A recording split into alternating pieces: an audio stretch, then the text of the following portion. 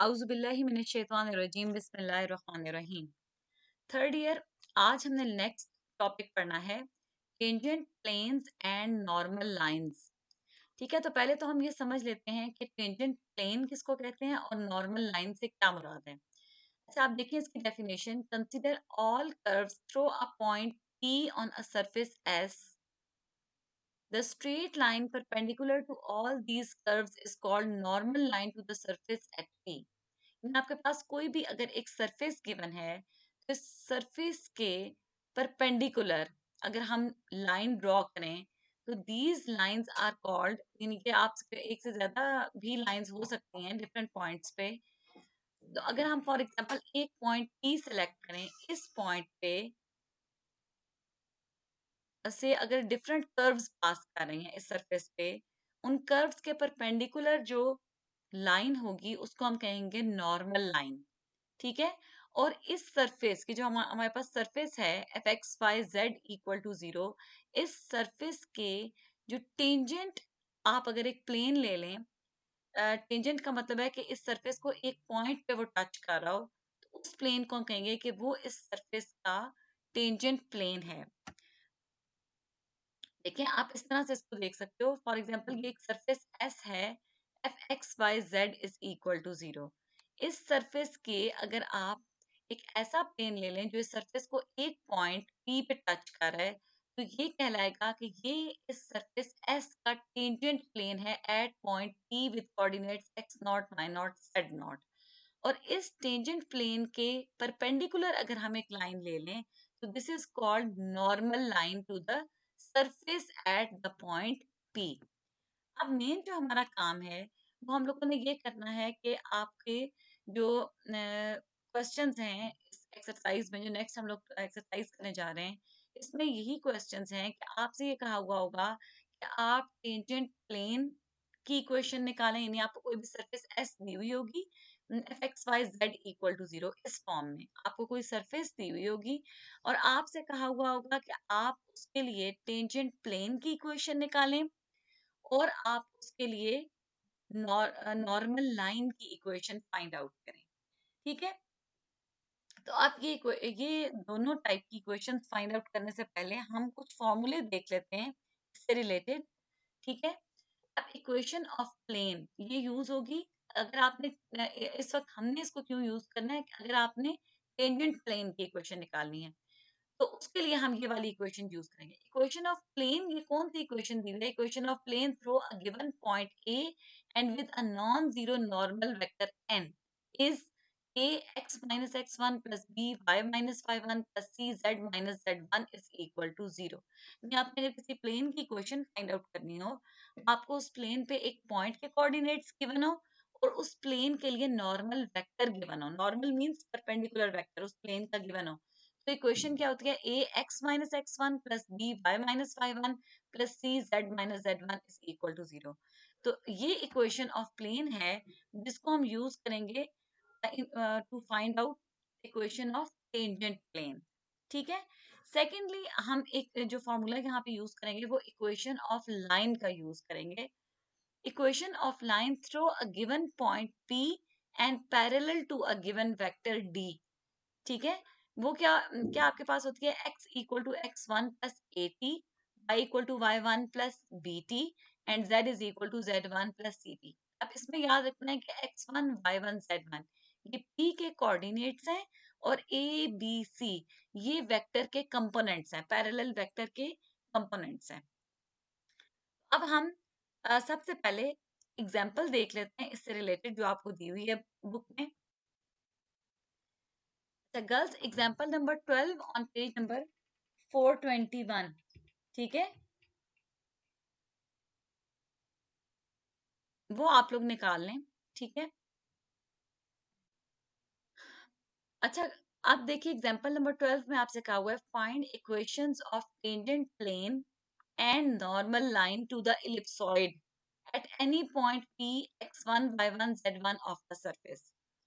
आपने tangent plane की equation find out करनी है और नॉर्मल लाइन की, और जो सरफेस है वो आपको एक इलिप्सॉइड दी हुई है। ठीक है।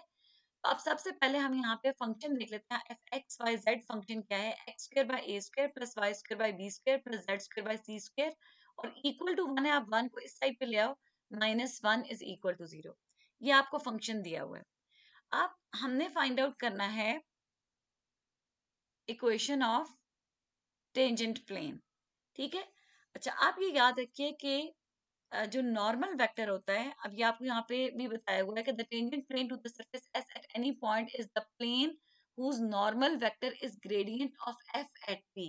यानी टेंजेंट प्लेन के जो नॉर्मल वेक्टर अगर आपने फाइंड आउट करना है तो आपने simply gradient of f find out कर लेना है। ग्रेडियंट ऑफ एफ किसके इक्वल होता है? Gradient of f is equal to, हम लोगों ने पहले भी पढ़ा है, gradient of f is equal to partial f by partial xi plus partial f by partial yj plus partial f by partial zk। तो सबसे पहले हमने ग्रेडियंट ऑफ f जो है वो फाइंड आउट करना है। इस तरह हमें टेंजेंट प्लेन के परपेंडिकुलर वेक्टर मिल जाएगा, ठीक है। हम लोगों ने gradient of f find out कर लिया। अब इस इक्वेशन को पहले विद रिस्पेक्ट टू एक्स यानी इसी फॉर्मूले के तहत पार्शियल एफ पर पार्शियल एक्स निकाला, उसका आंसर आ रहा है 2x बाय ए स्क्वायर, साथ आई वेक्टर प्लस फिर partial f by partial y निकाला, j vector plus partial f by partial z find out किया, देन के वेक्टर। ये नॉर्मल वेक्टर आ गया। साथ आपसे कहा हुआ था कि आपने एट एनी पॉइंट यानी पी के कोऑर्डिनेट्स आपको दिए हुए हैं x1 y1 z1। अब हम लोगों के पास पॉइंट के कोऑर्डिनेट्स भी आ गए हैं और साथ हमारे पास ग्रेडियंट ऑफ एफ जो है वो भी आ गया है, ठीक है। तो ग्रेडियंट ऑफ एफ का मतलब है नॉर्मल वेक्टर यानी एन वेक्टर भी आ गया है। तो जो टेंजेंट की इक्वेशन मैंने आप लोगों को ऑलरेडी बताई थी, आप लोगों को कि आपने इक्वेशन ऑफ प्लेन यूज करनी है। ए नॉर्मल वेक्टर के अगर कोऑर्डिनेट्स हैं, ए कंपोनेंट्स हैं ए बी सी, तो a x minus x one plus B Y minus Y one plus C Z minus Z one is equal to 0।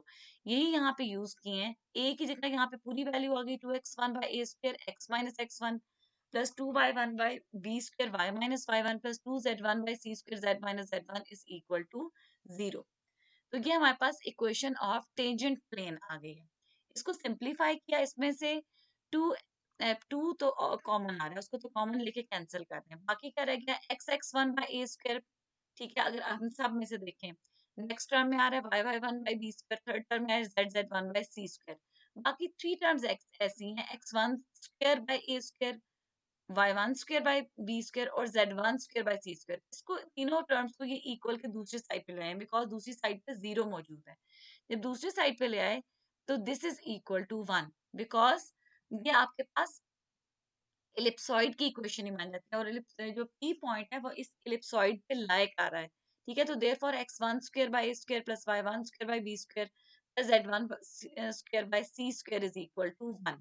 तो इस पूरी वैल्यू के जगह यानी ये जो आपके पास वैल्यू है x one square by a square plus y one square by b square plus z one square by c square, इसकी जगह 1 पुट करती है because P point lies on the ellipsoid, ठीक है। अब ये हमने equation of tangent plane find out कर लिया। नेक्स्ट अब हम लोगों ने फाइंड आउट करनी है नॉर्मल लाइन की इक्वेशन। तो लाइन की इक्वेशन हम लोगों ने पढ़ा था कि अगर आपको एक पॉइंट पॉइंट मिल जाए लाइन जिसमें से पास कर, या दूसरा पैरेलल वेक्टर अगर हमें मिल जाए, तो हम लाइन की इक्वेशन इस फॉर्मूले से फाइंड आउट कर सकते हैं। x equal to x one plus A T, Y equal to Y one plus B T and z is equal to Z one plus C T. अब देखिए, आपको पता है कि जो नॉर्मल लाइन है वो इस पॉइंट P में से पास कर रही है और जो हमने gradient of F find out किया था लास्ट अभी लास्टली, जो हमने gradient of F find out किया था वो नॉर्मल वेक्टर है। तो आपको एक तरह से नॉर्मल लाइन की पैरेलल एक वेक्टर के कोऑर्डिनेट्स वेक्टर के कंपोनेंट्स पे मिल गए, ठीक है। यानी ये जो आपके पास वेक्टर आया है this is basically normal vector.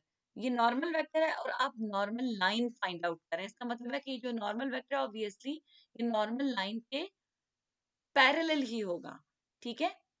आप ठीक है, तो आप पैरेलल इसका मतलब है नॉर्मल लाइन के पैरेलल एक वेक्टर के कोऑर्डिनेट्स भी हमारे पास आ गए और लाइन जिस पॉइंट में से पास कर रही है उसके कोऑर्डिनेट्स भी हमारे पास आ गए। तो हमने वही फॉर्मूला यूज कर लिया, x equal to x one plus A T, y is equal to Y one plus B t, z is equal to Z one plus C T. अब यहाँ पे जो ए बी और सी जो थे वो बेसिकली नॉर्मल वेक्टर के components थे। तो यहाँ पे हमारे पास नॉर्मल वेक्टर के कंपोनेंट्स हैं 2x1 y², इसी तरह 2y1 by b² and 2z1 by c²। उनकी वैल्यूज डाल दी, ये हमारे पास एक पैरामीट्रिक इक्वेशन आ गई नॉर्मल लाइन की। ठीक है, और इसको एक और फॉर्म में भी लिख सकते हैं, सिमेट्रिक फॉर्म में, तो इन्होंने इसको सिमेट्रिक फॉर्म में भी लिख के दिखा दिया। ठीक है, अच्छा इसके बाद आपके इससे रिलेटेड जो क्वेश्चंस हैं, ये जो आपने अभी क्वेश्चन किया है जिसमें एग्जांपल किया, एग्जांपल नंबर 12, इससे रिलेटेड आपके जो क्वेश्चंस हैं वो हैं नेक्स्ट 9.5 जो है, इसमें फर्स्ट 10 क्वेश्चंस इसी से रिलेटेड हैं, जिसमें आपने equation of tangent plane and normal line ये फाइंड आउट करनी है। ठीक है, तो ये क्वेश्चन तो डायरेक्ट आपके इसी से रिलेटेड हैं, जिसमें आपको you have to find out the equation of tangent line and equation of tangent plane and equation of normal line to the given surface at indicated point. P के coordinates आपको हर surface के सामने बता दिए गए। ठीक है, इसके बाद स्टूडेंट्स आपके पास कुछ क्वेश्चंस जो हैं वो इस टाइप के भी हैं, जिस तरह से क्वेश्चन नंबर 12 जो है, इसमें आपको पहले बताया हुआ है कि two surfaces are set to be tangent at a common point P if each has the same tangent plane at P। यानी अगर आपको दो सरफेसेस दी हुई हैं तो वो एक दूसरे के टेंजेंट उस वक्त होती हैं किसी पॉइंट पे जब उस पॉइंट पे उनकी टेंजेंट प्लेन की इक्वेशन सेम आ रही हो। ठीक है, अब आपको यहाँ पे उन्होंने ये एक तरह से एक चीज डिफाइन की है, आपसे कहा है कि ये दो सरफेसेस हैं, दो सरफेसेस की इक्वेशन है, एक सरफेस है x² + z² + 4y = 0, एक है x² + y² + z² - 6z + 7 = 0। आपसे कहा हुआ है कि शो करें कि ये दोनों सरफेसेस टेंजेंट हैं एट 0 -1 2 इस पॉइंट पे। ठीक है, तो अब आपने क्या करना है, दोनों सरफेसेस के लिए टेंजेंट प्लेन की इक्वेशन निकालनी है। ठीक है, जिस तरह से हम लोगों ने ऑलरेडी एग्जांपल नंबर 12 में सीखी है, सिर्फ टेंजेंट प्लेन की। और इस पॉइंट यानी पी के जो कोऑर्डिनेट्स x1 y1 z1 उसकी जगह 0 -1 2 वैल्यूज पुट करनी है। फिर आपने देखना है अगर तो दोनों टेंजेंट प्लेन की इक्वेशन एक जैसी है, इसका मतलब है ये दोनों सरफेसेस एक दूसरे के टेंजेंट हैं। ठीक है, अब क्वेश्चन नंबर 12 जैसा है वैसा ही क्वेश्चन नंबर 13 भी है। इसमें भी आपको दो कर्व्स दी हुई हैं, एक स्फीयर की इक्वेशन है और एक कोन की इक्वेशन है, और आपसे कहा हुआ है कि शो करें these are tangent along their intersection. अच्छा, यहाँ पे 13 में डिफरेंस ये है कि यहाँ पॉइंट के कोऑर्डिनेट्स नहीं दिए हुए, आपसे कहा हुआ है कि ये एक दूसरे से eight their point of intersection tangent है। इसका मतलब है फर्स्ट ऑफ ऑल आपको पी के कोऑर्डिनेट्स निकालने हैं। पी के कोऑर्डिनेट्स निकालने के लिए आपने ये करना है, इन दोनों इक्वेशंस को सिंपलीफाई करना है, यहाँ से पी के कोऑर्डिनेट्स फाइंड आउट करने हैं। फिर आपने जो है वो टेंजेंट प्लेन्स इनके निकाल के चेक करना है कि क्या वो सेम आ रहे हैं। अच्छा, नेक्स्ट अब आप देखें, वापस आ जाएं 422 पेज पे, आपको एक और डेफिनेशन दी हुई है एक एग्जांपल से पहले कि to surfaces are said to be orthogonal at a point of their intersection if their normal at the at that point are orthogonal। यानी पहले ये बताया हुआ है जो हमने अभी पढ़ा था, हमने ये पढ़ा था कि टू सरफेसेस एक दूसरे के टेंजेंट कब होती हैं। ठीक है, अब आपको बता रहे हैं कि टू सरफेसेस एक दूसरे के ऑर्थोगोनल कब होती हैं। ऑर्थोगोनल मींस एक दूसरे के परपेंडिकुलर कब होती हैं, जब उनके जो नॉर्मल हैं, जब if they are orthogonal at the point of their intersection। sorry, orthogonal कब होती हैं, they are said to intersect orthogonally if they are orthogonal at every point common to them। ठीक है, अब इसमें उन्होंने ये कहा है कि prove that the surfaces f and g intersect orthogonally if and only if fx gx plus fy gy plus fz gz is equal to 0।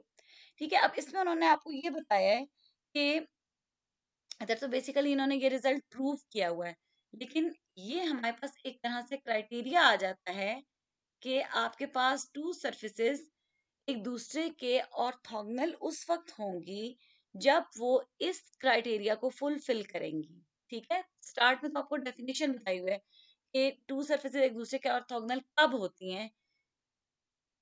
ठीक है, और नेक्स्ट उन्होंने आपको ये बताया हुआ है कि अगर आपने चेक करना है कि दो सर्फेसेस एक दूसरे के ऑर्थोगोनल हैं, तो आप इस तरह से चेक करें कि फॉर एग्जांपल एक सरफेस एफ है और एक सरफेस जी है। आप एफ एक्स का मतलब है partial derivative of f with respect to x find out करें, विद रिस्पेक्ट टू वाई भी और with respect to z find out करें। फिर इसी तरह जो जी सरफेस है इसका भी with respect to x, with respect to y और with respect to z partial derivative निकाल लें। फिर आप इस तरह से इसमें डाल के देखें F x g x plus f y g y plus f z g Z, इस इक्वेशन में पुट करके देखें। अगर वो जीरो के इक्वल आ जाए तो इसका मतलब है कि दोनों सर्फेसेस एक दूसरे के ऑर्थोगोनल हैं। ठीक है, अब ये क्राइटेरिया जो है ये हम लोगों ने यूज करना है। जो नेक्स्ट क्वेश्चन आपको दिया हुआ है, क्वेश्चन नंबर 14। 14 में कहा हुआ है show that the two surfaces intersect orthogonally. तो अब आपने क्या करना है, पहले तो आप जैसे यहाँ जेड एस को भी, या आप इसको इधर ले आओ या बाकी ये वाली सारी टर्म इस साइड पे लाएंगे। नहीं, इक्वेशन बनेगी x square plus y square minus plus z minus 16 equal to 0। इस तरह इसमें भी 63 जेड को इस साइड पे लें। एक को आप एफ एक्स वाई जेड का नाम दे दें और एक सरफेस को आप जी एक्स वाई जेड का नाम दे दें। फिर आप एफ एक्स यानी partial f by partial x निकालें, partial f by partial y निकालें, partial f by partial z निकालें। इसी तरह से सेकंड सरफेस के भी तीनों पार्शियल डेरिवेटिव्स निकालें। फिर आप इक्वेशन में पुट करें जो हमने लास्टली अभी पढ़ी है, equation f x g x plus f y g y plus f z g z is equal to 0। ठीक है, आप इसकी लेफ्ट हैंड साइड पे वैल्यूज डालें और चेक करें कि क्या 0 के इक्वल आता है आंसर। अगर तो आंसर 0 आ रहा है तो इसका मतलब है कि ये सर्फेसेस जो हैं ये एक दूसरे के ऑर्थोगोनल हैं। ठीक है, तो 14 question is related to that example या that is solved by that criteria. और 16 में भी आपने यही करना है कि ये दो सर्फेसेस हैं और आपने प्रूव करना है कि ये एक दूसरे से के ऑर्थोगोनल हैं। ठीक है, ये भी आप लोगों ने ट्राई करने हैं।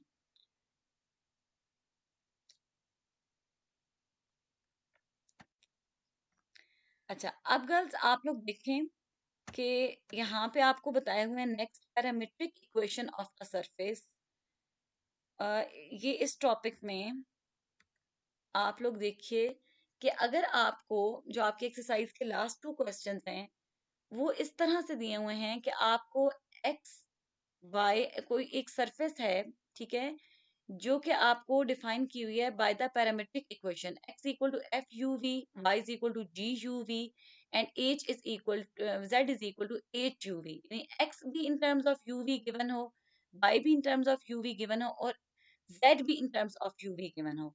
तो सबसे पहले तो आपने उसको इस फॉर्म में लिख लेना है r equal to x i plus y j plus z k. ठीक है, ये फाइंड आपने सबसे पहले तो आर फाइंड आउट कर लेना है। उसके बाद आपने partial r by partial u cross partial r by partial v ये फाइंड आउट करना है। ये जो आपको दिया हुआ है partial r by partial u cross partial r by partial v, this is normal vector, ठीक है, टू द सरफेस। तो अब आपको लास्ट टू क्वेश्चन इस टाइप के दिए हुए हैं जिसमें आपको इसी तरह से एक्स वाई और जेड यू और वी की फॉर्म में गिवन है और आपसे कहा हुआ है कि आप नॉर्मल वेक्टर की इक्वेशन निकालें। आपने क्या फाइंड आउट करना है, बेसिकली सबसे पहले आपने आर फाइंड आउट करना है, देन नॉर्मल वेक्टर क्या होगा partial r by partial u. यानी आपने जब आर फाइंड आउट कर लिया तो आप उसका partial derivative with respect to u निकालें और आर का partial derivative with respect to v find out करें। ठीक है, और जो आपके पास रिजल्ट आएगा वो आपके पास बेसिकली नॉर्मल वेक्टर आएगा। अच्छा, अब देखिए क्रॉस प्रोडक्ट जब आपने फाइंड आउट करनी होती है तो वो आपने किस तरह से फाइंड आउट करनी होती है। अब यहाँ पे तो उन्होंने एक वैल्यूज लेके इसको सॉल्व करके दिखाया है, लेकिन आपने करना क्या होता है partial r by partial u, इसकी आपके पास जो वैल्यू आई है, ठीक है, और partial r by partial v की जो वैल्यू आई है, आपने करना ये होता है, ये फॉर्मूला यूज करना होता है कि फर्स्ट रो में डिटर्मिनेंट बनाना है। फर्स्ट रो में आई जे और के लिखने हैं, सेकंड रो में partial r by partial u के कंपोनेंट एक्स कंपोनेंट फिर उसका वाई कंपोनेंट फिर उसका जेड कंपोनेंट, और partial r by partial v जो है थर्ड रो में इसके कंपोनेंट्स आ जाएंगे। इसको जब आप सॉल्व करोगे तो ये आपके पास partial r by partial u cross partial r by partial v find out हो जाएगा। ये आप लोगों ने ऑलरेडी जो आप सेकंड ईयर में काम करते हैं तो हमने वेक्टर में क्रॉस प्रोडक्ट पढ़ा हुआ है, ठीक है। आपने अगर टू वेक्टर्स दिए हुए हैं और उसका क्रॉस प्रोडक्ट फाइंड आउट करना है तो ये डिटर्मिनेंट फॉर्मूला आपने पढ़ा हुआ है, उसके जरिए आप टू वेक्टर्स का क्रॉस प्रोडक्ट फाइंड आउट कर सकते हैं, ठीक है। आप इससे रिलेटेड आपके लास्ट टू क्वेश्चन जो हैं वो आपके दिए हुए हैं, ठीक है। अब ये आपने सॉल्व करके देखनी है एक्सरसाइज, और फिर आपने गर्ल्स